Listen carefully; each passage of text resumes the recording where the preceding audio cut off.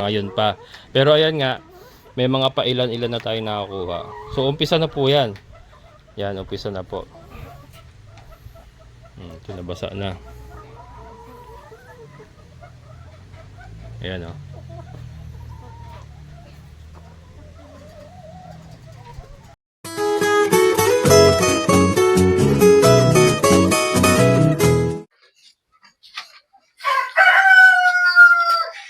Ayan mga kabokal, so ngayon naman ay magsasako tayo ng ipot ng ating mga decaf brown. So ito ay regular na natin gagawin. Sasako natin kasama yung ipa. And then itatabi lang natin, hayaan lang natin siya makompose. So ito mga kabokal ay magagamit pa natin bilang fertilizer. Ayan. So po pwede nating pang sariling gamit para sa ating mga madre de agua, para sa ating mga gulay-gulay. Pagka may tanim tayo mga gulay-gulay, di ba? Hindi pa rin masasayang yung ipot ng ating mga decaf brown. Ito, kailangan nating regular na gagawin para hindi po una-una, syempre para malinis yung ilalim ng ating manukan and yung build up ng ammonia ay maiwasan natin. So ito, pag sobrang dami na po yung ganito natin dito sa Bulacan, agrarian area po ito. So po pwede po tayo mag-alok ng mga organic fertilizer sa mga nagtatanim. Ang alam ko, ito po mga ipot ng manok na ganito, ito po yung gustong-gusto talaga ng mga gulay. Kaya mas maano daw to, mas mabili daw ito. Yung ipot ng manok. Pero kailangan compose siya para hindi mainit. Mainit po kasi ito sa ugat ng halaman pag ito ay binigay mo na sariwa. Kaya kailangan patutuyuin or compose siya para hindi mamatay yung halaman. Baka meron bang tatanong, dagdag trabaho na naman yung ginagawa mo kasi nung sineta po natin itong battery cage, may nag-comment, dagdag gastos daw po. Ito mga kabokals, i-reveal ko na sa inyo yung dahilan kung bakit po tayo battery cage. Doon po sa old area pa, alam niyo naman na naka-free range na po yung ating mga decaf brown. Kaya lang po, hindi po natin maabot yung 60% egg production. Hindi po siya consistent. Kasi po sa negosyong egg production, kailangan mong at least 75% above na egg production para ka kumita. Ayan. So, ang tinitignan ko po kasing problema sa free range is yung manok po ay galaw ng galaw. Galaw sila ng galaw. So, mabilis po silang magsunog ng energy calories. In short, yung ating pong ipinapakain na layer feeds. Kasi, ito boss, sa hindi po nakakaalam, ang decaf brown layers, mapaputi man yan na white leghorn or decaf brown layers, nangingitlog po yan dahil po sa layer feeds. Ang manok po na ganitong klase, hindi po mangingitlog yan kung hindi nyo pakakainin ng layer feeds. Ayun. Ngayon, kung siya po ay galaw ng galaw, mas marami pong layer feeds ang nasusunog ng katawan niya. Imbis na nagagamit po na panggawa ng itlog. So yun po yung isa tinitingnan ko. Mga kabokas, disclaimer lang po, hindi po ako expert pero ito po kasi yung mga nakikita ko base po sa aking mga experience. Ayan, kaya po sinubukan natin yung battery cage dahil ako po ay naniniwala na less movement, less burning of energy and calories para po yung ating ipinapakain na layer feeds ay mapunta talaga or mas mapunta po sa paggawa ng itlog. Ayan, ngayon, isa pa pong dahilan is para po ma-measure natin yung pakain natin sa ating mga manok. Ang isa pong paitloging manok ay kailangan pong kumain ng 100 to 110 grams per day sa isang inahin. Ayan, standard po yan. Kahit saan nyo po itanong yan, kahit i-research nyo po. 100 to 110 grams per day. Sa layer po hindi po kasama yung mga grower na 45 days. Iba po ang feeding consumption nun. Ito po, layer feeds po or layer chicken po yung aking sinasabi. Ayan. Ngayon, isa rin pong dahilan ko bakit nag-battery cage ako para po ma-distribute natin ng maayos yung feeding requirement nila na 110 or 100 to 110 grams per chicken. Sa isa pong kulungan ay meron po tayong dalawang manok. Pero meron silang pakainan. So sa isang pares na ganito, sa umaga, nagpapakain tayo ng 250 grams sa kanilang dalawa, and then sa hapon 250 grams uli sa kanilang dalawa. So sa ganito po pamamaraan, matatakal natin na sukat na, natimbang na, takal 250 250 hanggang sa mai-distribute po natin yung 250 sa kanila lahat. In that way, masisigurado po natin na yung ibinibigay po natin pagkain ay hindi nagkukulang at hindi nagsosobra. Bakit po pag nagkulang ang ating pagkain, yan po ay makakaapekto sa egg production. Kapag tayo naman po ay sumobra sa pagbigay, yan naman po ay makakaapekto sa ating kita kasi sosobra po ang ating gastusin sa pagkain. So gayon po yon. So yan, marami pa po ako i-discuss mga kabokals, pero yan po ang main reason kung bakit po tayo nag-battery cage. Kasi alam niyo naman po na medyo malaki po ang ating ibinubuno sa ating monthly amortization dito sa ating bagong area. Kailangan ko po na kumita ang lahat ng ating mga alaga para po mapunan natin yung ating mga gastusin. So ito po isang naisip ko para po mapakita nila mapalabas natin yung ating net income dito sa ating mga alagaing decal brown. Yan, susundan nyo lang po mga kabokals. Ito po ang kanilang sistema sa ngayon. And i-update ko po kayo kung makukuha ba natin yung at least 75% egg production sa ganitong sistema. Kung hindi man, iisip tayo ng panibagong paraan kung paano po natin mapagbubuti yung ating pagba-backyard farming. Lahat naman po yan mga kabokals is hindi tayo dapat tumigil sa isang sistema lang. Kung saan gumagana, ay doon po, yun po ang ating gagawin. Ito naman po ay hindi naman po masasabing cruel kasi para sa akin yung dalawahan is ayos naman po yun. Ayos naman po ang kanilang sitwasyon. Well ventilated naman ang kanilang area, well ventilated naman po. So, yan. Para sa akin ay okay naman ang kanilang kinalalagyan. And syempre, dapat okay din ang ating bulsa. Kasi pag hindi naging okay ang ating bulsa, hindi rin sila magiging okay. Kaya kailangan i-balance po natin. So yan, ito nga ay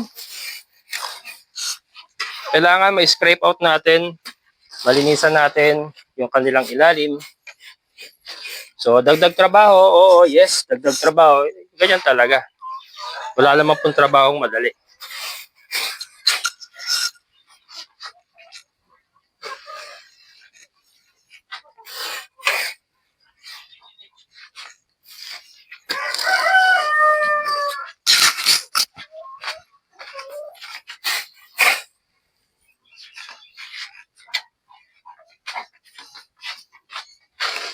Kaya din po sa gitna ko inilagay yung kulungan para madali pong gawin yung mga ganitong galawan. Kasi makakaikot tayo eh.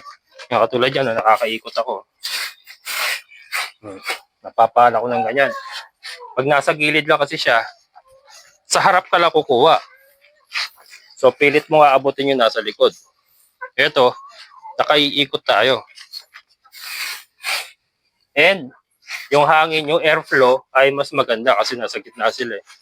Nakakaikot mabuti yung hangin.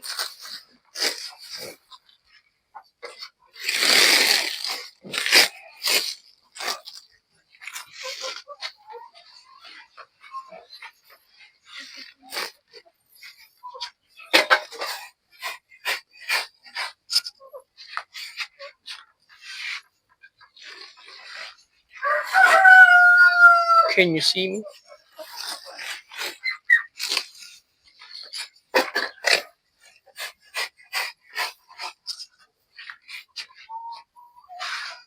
Ang pupo mga kabokals, mabaho yan pagbasa. Kaya may isa pong tatandaan natin, mabaho ang pupo pagbasa. Kaya iiwasan po natin mabasa yung ilalim nila para hindi na dumagdag sa amoy. And ito nga yung regular na paglilinis para maiwasan yung pag-build up ng ammonia na makakasama rin sa ating mga alaga.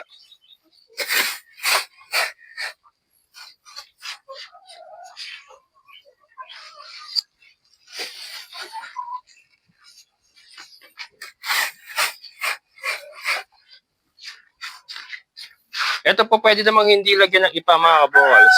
Kunyari wala tayong ipa. Regular na pagwawalis lang. Umaga sa kahapon. Yung po ang alternatibo magagawa natin niya. Pero kung maraming ipa, po pwedeng ipa, tabon-tabon lang muna. And then ganito, papalahin na lang pagka medyo makapal na. Ang maganda sa may ipa kasi, makukompose ka natin kasi pati yung ipa makukompose siya. So dagdag siya sa magiging fertilizer. Kaya lang syempre binibili din natin yung ipa kaya kung mahal ang ipa, kung pwede namang walis-walis na lang.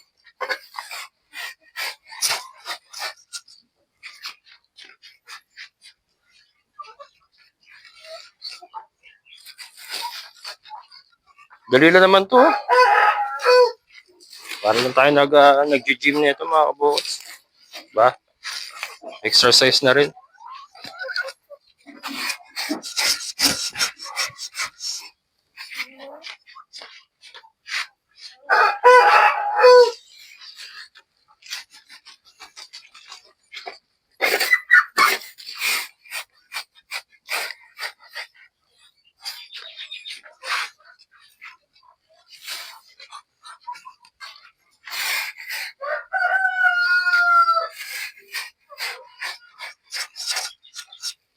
Ayan, dito na tayo sa pangalawa mga kabokals. So ito, after ko nga mapala, kanina nga di ba pinapala ko yung isa doon.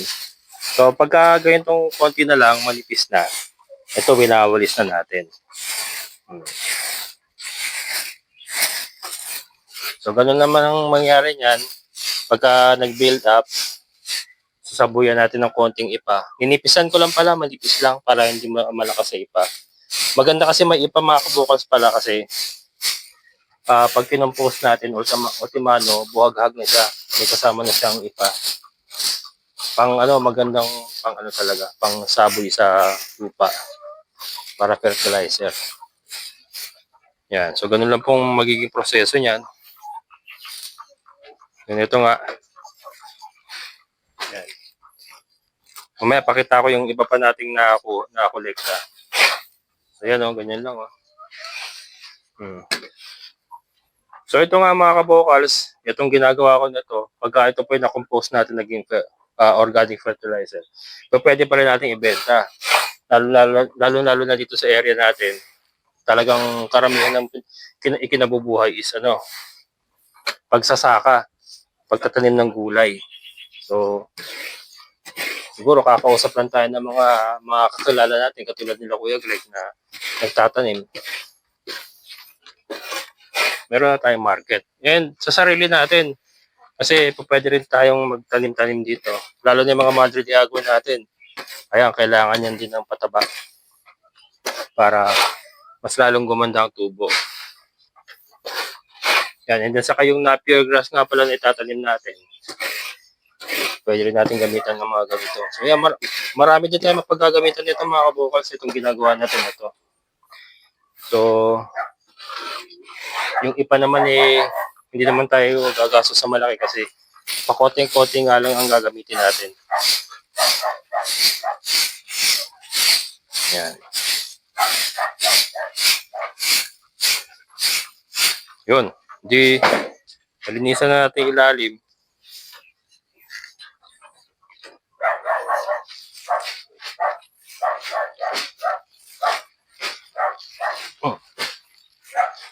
So yan Ito yung mga ipa, bagong ipa yan. Pakita ko lang muna yung ground. Then ito, nagsaboy na ulit tayo ng ipa. Ayan, na-scrape out nga po natin yun nung nakarang araw. And then, nagbi-build up na naman yung pupo. So, patong na naman tayo ng ipa. And then, pag sobrang kapal na, doon tayo nag-scrape out. Yan. And then, sinasako na nga natin para magagawin nating fertilizer. And then, ito na, clear ko na. Yung nakarang makalat pa rito kasi nandito pa yung mga lumang ipa. Ito na yung mga lumang ipa na isinaboy ko sa lupa nung naka-range pa sila. So, magagamit pa yan pang saboy ko pa itong mga kabokals. Ito actually ginagamit ko ngayon, kaya kita nyo, medyo brown na. Kasi ito na yung lumang ipa na nakakalat dito sa flooring nila nung nakaraan. Na isinako ko, ayan, para magamit pa rin natin. And then ito, clear na ito dito. Yun ang susunod na project ko, yung ilalim nga ng kambing. Pag na-net yan, yung mga heritage, pawawalan ko na muna dyan. Then ito sila. Yan, may nagtatanong paano daw pinapainom. Ito, napakain ko ng mga kabokal. So yun, tubig na. So after nila kumain, tubig naman ang inilalagay natin. Ayan. Ayan. So may mga ilan-ilang nangingitlog na. Ayan. May mga pailan-ilan na tayo nakukuha ang itlog. So ilang araw pala silang naka-battery cage. Ibig sabihin mga kabokals, merong nangangain sa kanila kasi nung nakawala lang sila dito sa chicken coop, wala po tayo nakukuha ang itlog. Pero ngayon nung naka-battery cage na sila, meron pong nag-egg. So ibig sabihin, nag-egg sila kaya lang siguro nakakain ng iba. Kaya hindi na natin inaabutan. Pero ayan, since naka-battery cage po sila ngayon, may mga pailan-ilan po tayo nakakuha ang itlog. Yan, kaya ganyan lang pong itlog na nakuha natin kasi nga yung naglipat tayo ng area, na-stress sila, huminto po sa pag-itlog. Then ngayon lang po natin sila nire-recondition nila. Yun po ang istorya niyan sa mga bago sa channel ko. Kaya hindi po sila nag-e-egg sa ngayon pa. Pero ayan nga, may mga pailan-ilan na tayo nakakuha. So umpisa na po yan. Yan, umpisa na po. Ito nabasa na. Ayan o.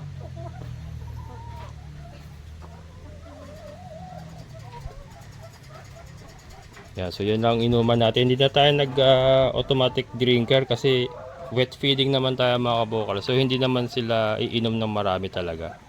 Kasi yung kinakain nila mismo is basa na. Ito may mga itlog tayo rito.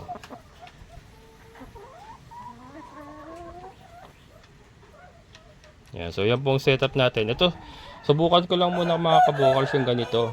Hindi naman po talaga ano yan in the process of improvement po kasi tayo kung saan po tayo mas kikita. Gawa nung kailangan po nating kumita. At medyo malaki-laki po ang ating monthly dito sa ating bagong area.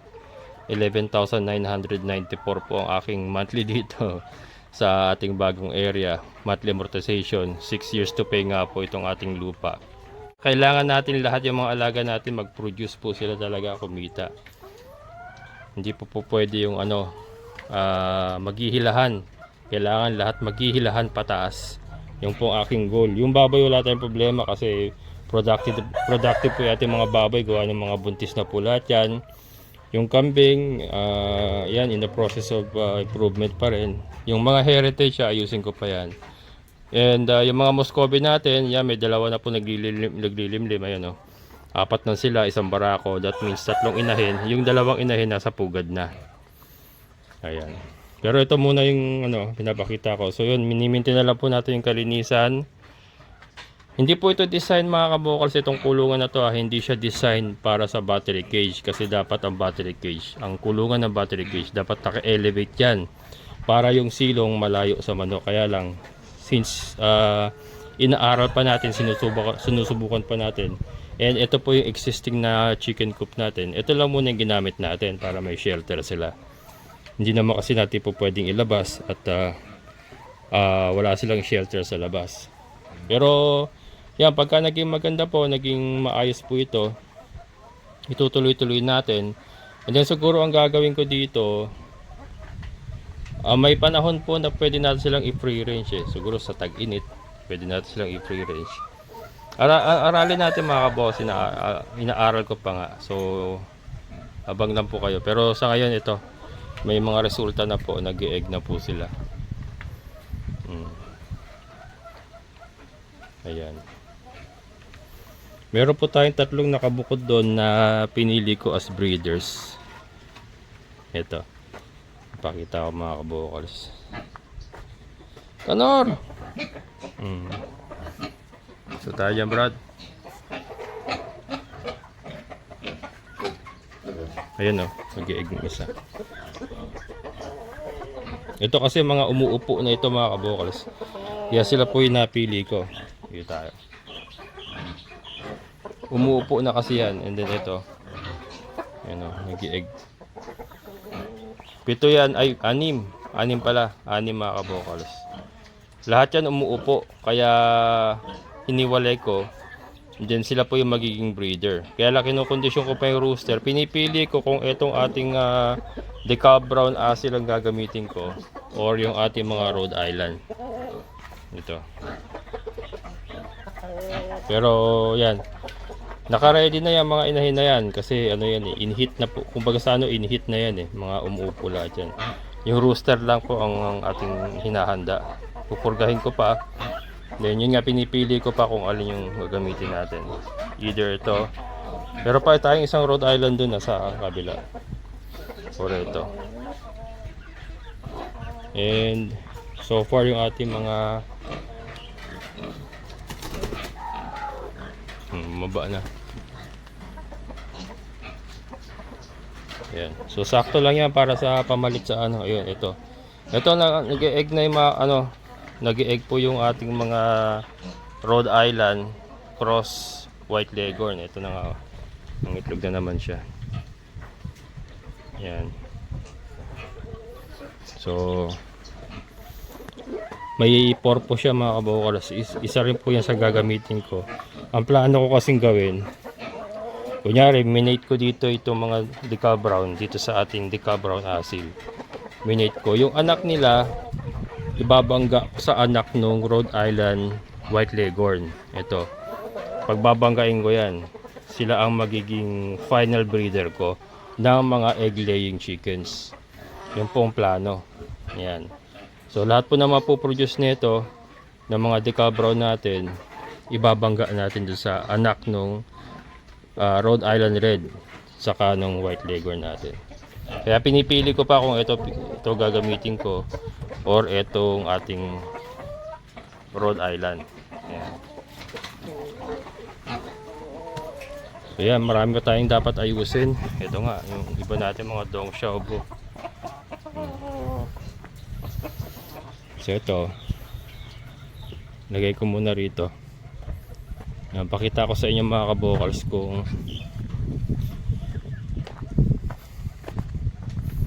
i-set up ko na nga po yung ano, yung binigay sa ating ano, binigay sa ating automatic incubator. Yan, isa shoutout kasi sir, hanapin ko lang yung pangalan. Yung ating nagbigay na itong ano, automatic incubator. I-set up ko na ngayon ko palang maasikaso kasi ito malapit na isa lang to mga kabukals. Dami no. Puro Rhode Island yan. Puro Rhode Island white leghorn niya mga kabukals. So 2, 4, 6, 8, 10, 12, 14 na. 14 pieces po. Disclaimer lang po, hindi pa tayo magbebenta kasi ito po mga pinoproduce ko ay ano, kumbaga hinuhulma ko pa lang yung aking mga final breeders mga kabukals. Nasa hulmahan pa lang. Ayan. For kalbo use only. For now for now. Pero pag ano natin yan, nahulma na natin. Yan. So another day. Tuloy tayo sa trabaho.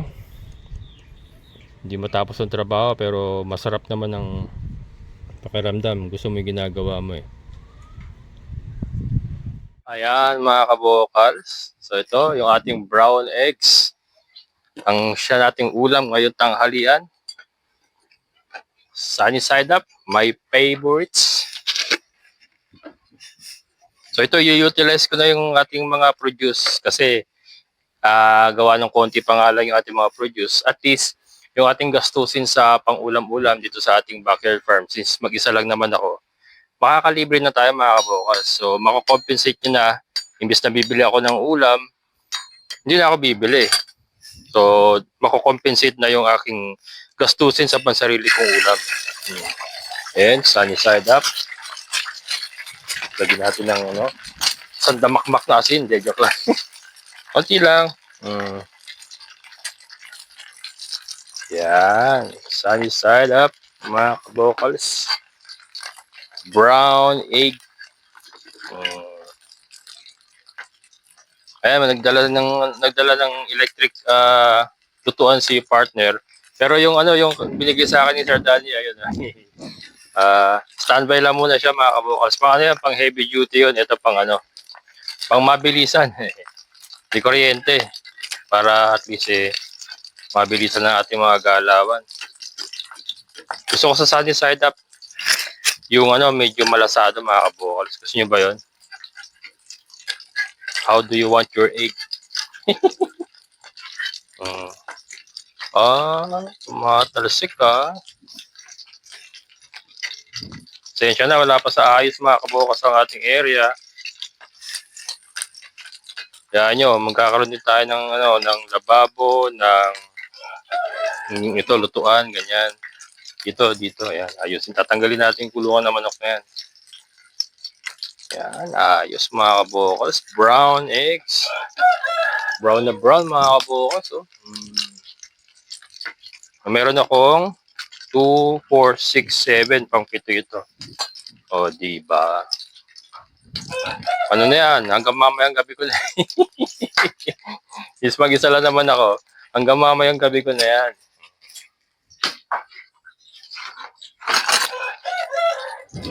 Sarap to. Mas malinamnam ang itlog ng decaf brown mga kabukas. Meron siyang kakaibang sipa. Kakaibang sipa. Alak.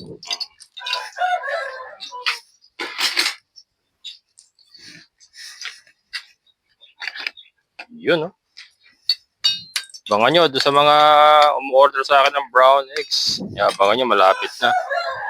Malapit na magsipagsambulatan ng mga bahay itlog ng ating mga brown, decaf browns.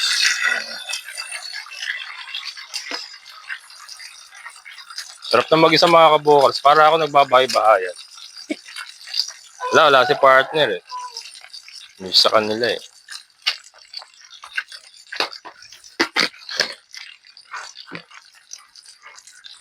Mahangin. Mahangin mga kabukals. Si Beauty, sarap ng tulog, nakatihaya pa. Kasi si Chloe pinakawalan ko. So, si Bella sa kubo nakatali. Si Beauty nakakulong. Si Chloe muna ang alpas ngayon. So, mamayang hapon, switch naman sila. Kukulong naman si Chloe dito sa bahay. Sila naman yung magliliwaliw. Yan. Hindi sila pwede pagsama-sama kayo. Masyadong agresibo si Chloe. Baka masaktan niya si Beauty. Actually, mga kabokals, ito, makuwento ko lang nakakagat niya na si Beauty. Nakarang araw, hindi ko na nga lang sinabi sa video ko. Nakalpas kasi siya, mabilis na kasi ito mga kabokals, sumasalis ito si Chloe nasa labas. Pag salisi niya, sabay takbo dun sa may kubo, nato si Chloe. Pinagat siya mga kabokals, pero hindi tumalab. Hindi makapal yung balat Hindi tumalab yung kagat niya, and then sabay pasok siya doon sa silong ng kubo, kaya hindi siya naabot ni Chloe. And then syempre, inaawat na natin. Yan, yung pong kwento. Habang niluluto ko. Nagluluto ako ng mga 3 mga kabukals. Para pang malakasan kasi marami akong gagawin Tapusin ko pa nga yung paglilinis ko sa mga Madre de Agua natin dito sa lote ni Ate Nino pa. Pilit ko matapos pero mamaya na mainit Mamaya pag hindi na masyadong mainit. And then yung ilalim ng kambing, dilinisan ko pa. Nakakalinis ko nga lang ng ating manukan. Hindi ka brown. Yun malasado. Ito ang pangmalakasan mga kabukas. Malasadong brown egg. Brown egg mga kabukas, hindi ko sasabing organic kasi hindi naman talaga organic. Tad-tad sa layer feeds. Hindi organic yan. Brown egg. One more, one more. One more.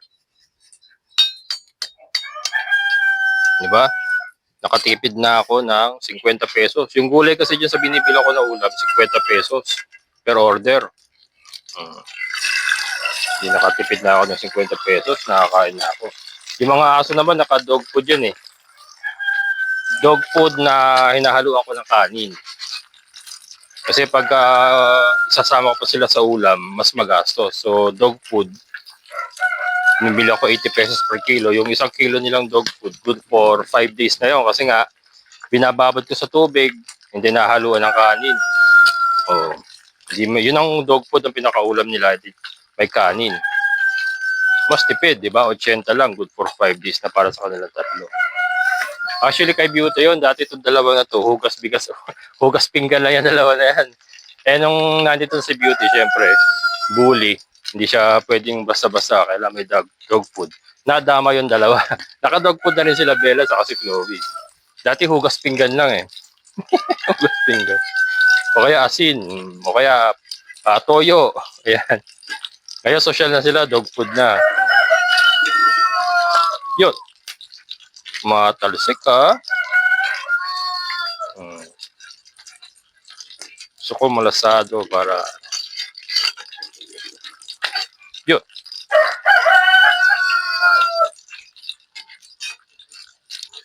Oh. Yan.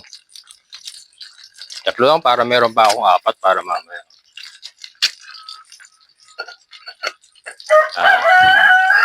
May apat pa tayo mga kabukals para mamaya.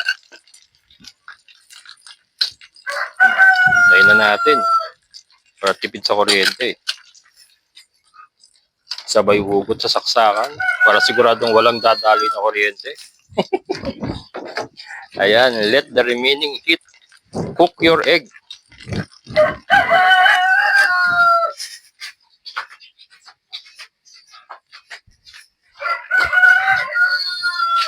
Ayos. Okay, so alright.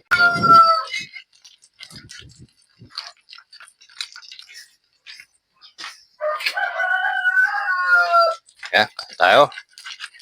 Itong mantika ibabalik ko sa bote. Sayang ko. Yun. Sunny side up. Mamaya kakain. Kakain kayo mamaya. Kakain. Mamaya doon mo na baba mo doon. O baba. Ayan mga kabukals, kain tayo. Ito ang partner dyan mga kabukals. Ayan. Hot sauce. Ayan, pakita ko pala muna yung aking masterpiece. Yun. My masterpiece. Masterpiece. Yan mga kabukals. Nakakita nyo yung buong-buong mga pula. Buong-buong mga pula at malasado. That's how you cook your egg. Joke lang. Tapos tatadtarin mo ng hot sauce. Napakaraming hot sauce. Yan, uusok mo yung tumbong. Sarap, tatatakam ako mga kabukals. Yun. Tara, kain tayo mga kabukals. Bagong sayang aking kain.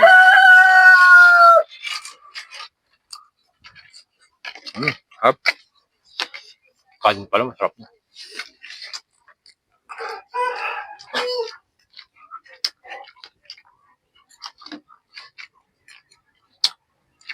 Yep.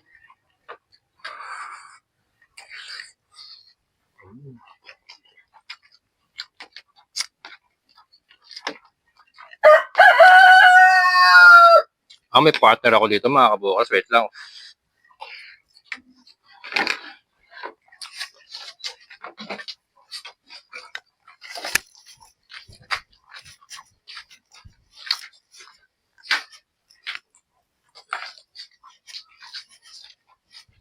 Bella!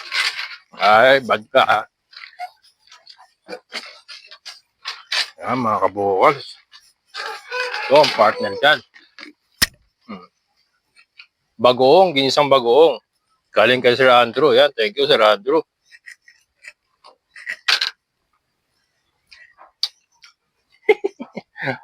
Nilaan yung ano. Ginisang bagong mga kabukals. Oh. Ginawa ko na to dati. Fresh egg na may bagoong. Gawin natin next time mga kabukals. Titira ako, hindi ko ubusin. Fresh egg na may bagoong. Ginawa ko to dati sa all area. Kung napanood nyo yun, fresh egg. Tapos, mayroon siyang kasamang binisang bagoong. Kapmakan ko. Maingat. Tatanim tayo ng mga ito, mga talong, sitaw, pechay. Baka nyo mga kabukals, sakto marami tayo nakakuhang yung ipot ng mga manok natin. Sakto yun sa pechayan natin. Sa ating gulayan. Sakto yun.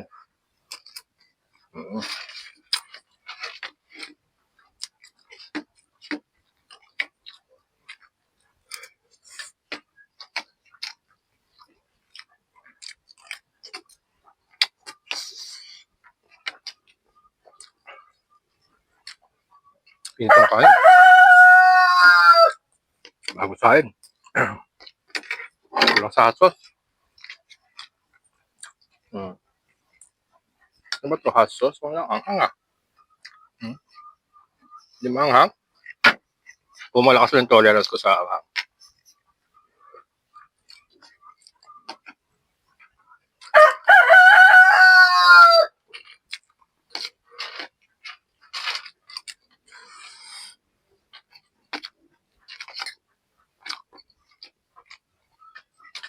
Kaya nga pala, good news mga kabukal. Kung activated na yung ating Gomo SIM.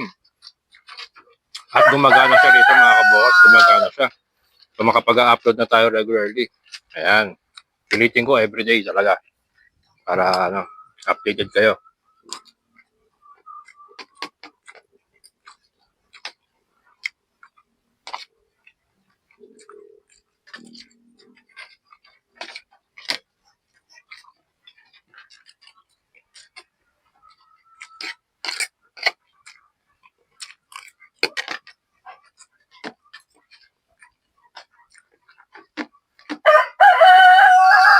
Pasensya na kayo, para akong patay gutom kumain. Ganyan talaga ako kumain, mabilis ako kumain eh. Sanay kasi ako sa ako yung namulat sa pagtatrabaho. Isang fast food chain. Mabilisan ang kain namin. Ever since nadala ko na yung ganun ugali. Kahit nung ako ay promodizer. Supermarket sa department store, mabilisan nila kain namin.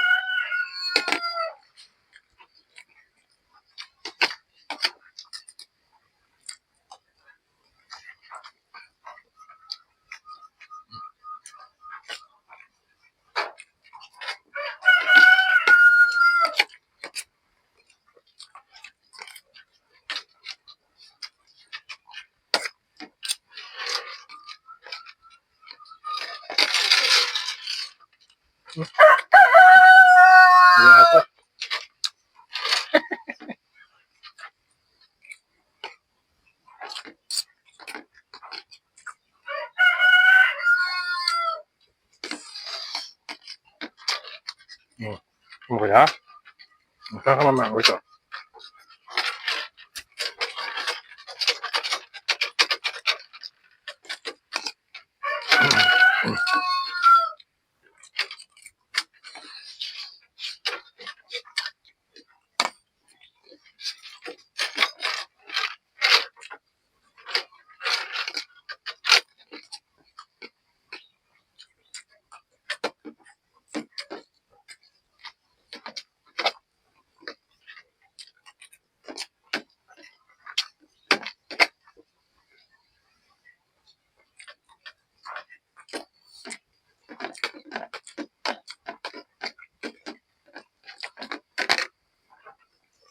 Hot Kaya ako lagi ako may hot sauce o kaya sili mga kabukal.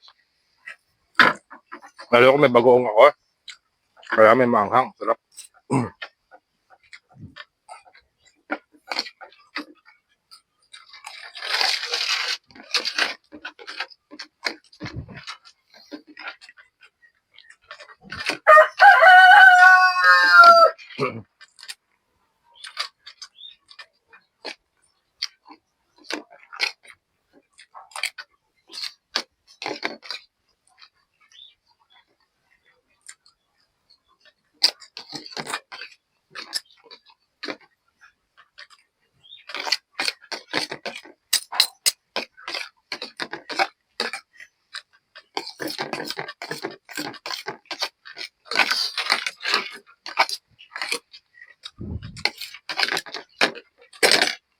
Natapon. Nakabukas sa tapon. Ayan. So, pahinga konti. Ito masarap ng walang amo mga kabukas. So, pahinga konti, muni-muni. Note video. Edit. Tapos, trabaho. Ayos. This is the life.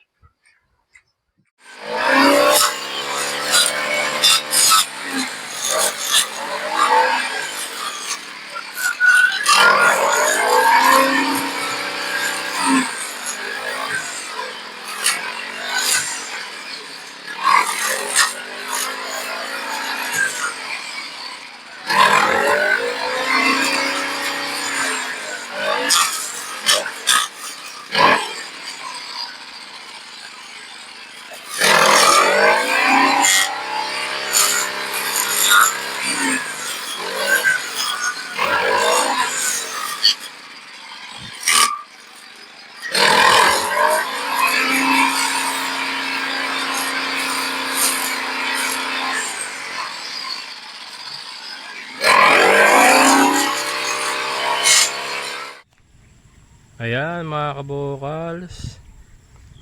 Natapos ko na yung hilera. Ito mas improve oh. Mapansin nyo mas dito. Compare nyo po dito sa kabila. Ito po yung mga nauna nating green scatter. Can you see the difference? Mas improve, di ba mga kabukals? I'm starting to get the hang of it. Ayan, so napipinahan ko na mga kabukals na nagagamay ko na yung grass cutter natin. Ayan, oh. Di ba mas maganda yung pagkakabanat ko rito kaysa dito sa kalahati. Ha, ang galing. Ayan na. Ayan sila mga kabukas. So naglabasan na yung ating mga Madre de Agua. So ito, ano ko pa to? Papasadahan ko pa to. Alam ko na style eh. Alam ko na style mga kabukals sa pag-grass cutter. So yan, papasadahan ko pa ng one more time. Pero ito, mas improve. Yung ating pag-grass cutter lumabas na. Maraming hindi tumubo, pero siguro maganda na rin ganyan kasi katulad nito mahirap pala mag-grass cutter. Maganda yung may agwat-agwat na rin pala siguro para madaling linisan. Yan po. Patapos na naman ng ating araw, alas 5 na naman. Ito yung ating mga kambing nandito sa kabila. Dito ko na isinuga muna kasi pinapatubo ko yung ay ito pala. Kailangan pala itong matanggal itong mga to. Bale next in line mga kabukals. Kasi ito hindi natin po pwedeng pabayaan mag-accumulate ito mga kabukals. Kasi bibigat yan. Pagka yan po dumami, bibigat yan, ibabagsak niya yung bakod. Kaya kailangan matanggal ko rin yung mga baging-baging na yan. Hindi sila pwedeng kumapal. Mukha ko lang ang pwedeng kumapal. Ayan yung ating mga kambing. Diyan muna sila suga para makapagpahinga yung lote ni Sir June. Para makatubo uli yung mga damo kasi pudpud na. Yan, papasok ko pa. Nakatali ang mga yan. Ayan mga kabokal. So nakikita natin unti-unti yung ganda. Mas gaganda pa yan pag lalo pang yumabong yung ating Madre de Agua. And then naayusin natin yung mga spacing mga kabokals. Yung masyadong malaki ang agwat, pupunan natin yon. Pero yung spacing medyo lalakihan natin para mas maganda siya tignan, uniform at pantay-pantay. Para pag greenhouse cutter din natin, madali lang. So hindi sila masyadong dikit-dikit. Ayan, so hanggang dito na lang. Maraming salamat. Siya nga pala, shoutout po kay Sir Marlon Jesse Juan. Ayan, sir, nakita ko yung anak ko, taga Villa Anapolis din pala. Ayan, nagkita kami nakarang araw, pinapa-shoutout ka at lagi ka pa pala nanonood sa akin. So, small world, yung anak po niya ay taga Villa Anapolis din, dun sa residence ko, sa San Jose del Monte. Ayan, shoutout Sir Marlon Jesse Juan. Maraming salamat po sa inyong pagsubaybay. Ayan, and syempre sa lahat po ng mga solid kabokals sa mga silent viewers ko, maraming salamat sa inyong patuloy na suporta. Syempre sa ating kaibigan po na si Sir Boyet, Sir, maraming salamat. Hanggang nito na lang. So bukas panibagong araw na naman, and good news nga mga kabokals, meron na tayong GOMO SIM card na nakakapag-connect na tayo sa data dito sa ating mini farm. hopefully yung pag-upload ay walang maging problema kasi first time ko mag-upload mamayang gabi using yung Gomo SIM card. Ayan. So malalaman niyo po yan pagka naging okay po ay magiging regular na yung ating pag-upload. Ayan, hanggang dito na lang. Maraming salamat. Muli, ito ang inyong Kabokals Farmer. Nagsasabing sabay-sabay tayong mangarap, magsikap, at higit sa lahat ay kumilos at siguradong ulad ang ating amazing na buhay. Bye-bye!